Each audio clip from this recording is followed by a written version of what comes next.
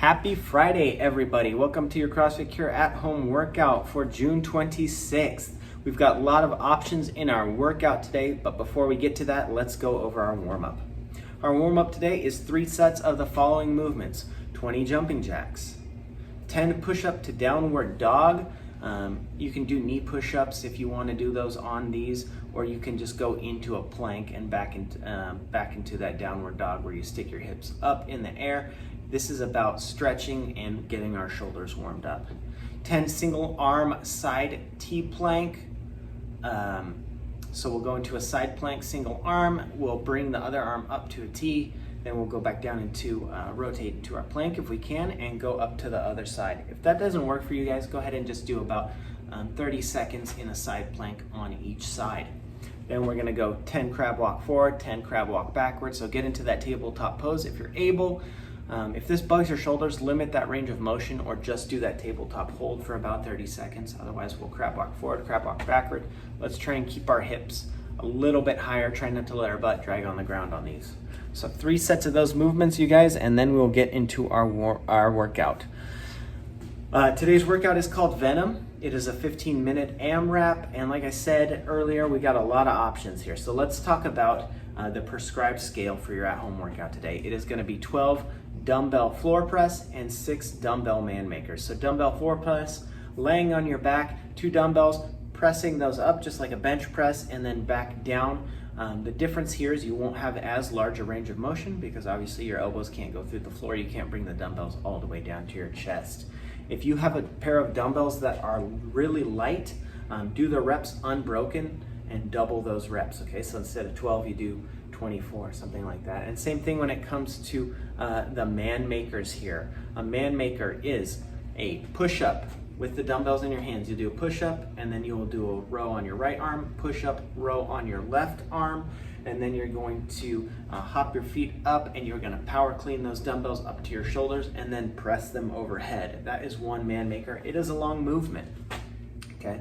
So the repetitions, the rounds and reps here might not be super high because even though we're a little bit lower rep, they take a little bit longer. Okay, so 15 minutes, 12 dumbbell floor press, or 6 dumbbell man makers. Let's talk about another option here. If you don't have dumbbells, you ready for this? We're gonna do a 15-minute AMRAP of 54 up downs or bodybuilders. Make sure these are quick. If you need to scale it to a box, you can. After that, we're gonna go 18 hand release push-ups. If we need to do these off our knees, that's all right. And then 18 tuck ups, so it's like a crunch, but our arms are going from arms and legs from straight out on the ground to bringing everything in, crunching the abs, bringing our knees in. 54 up downs, 18 hand release push-ups, 18 tuck ups.